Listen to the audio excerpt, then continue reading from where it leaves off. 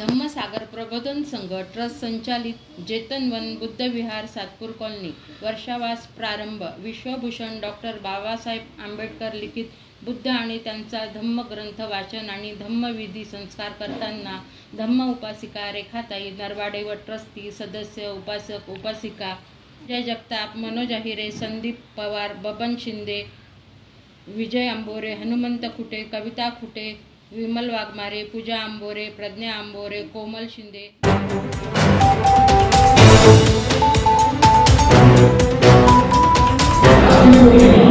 या 3 महिन्याच्या कालखंडाला वर्षावास असे म्हणतात। या वर्ष ऋतूमध्ये पावसाळ्यामध्ये जे बुद्ध विहार असतात त्या ठिकाणी बंदीजी त्या ठिकाणी निवास करतात आणि त्या ठिकाणी ग्रंथाचं वाचन पार पाडलं जातं। या कालखंडाला देखील वर्षावास असं म्हणतात। आज नित्यनेमाने यंदाही आपल्या बुद्ध विहारामध्ये धम्मसागर प्रबोधन संघ जेतवण बुद्ध विहार ट्रस्टच्या माध्यमातून या ठिकाणी ग्रंथ वाचनाला सुरुवात करत आहोत।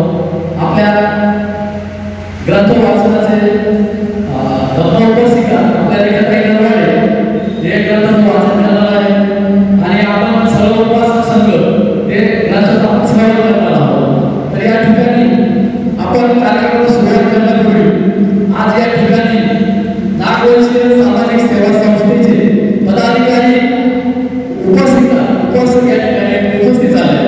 मी त्यांना सगळ्यांना विनंती करतो की आजच्या पुढे मान तुम्ही घ्या आणि भगवान गौतम बुद्ध डॉक्टर बाबासाहेब आंबेडकरांना पुष्पहार अर्पण करा।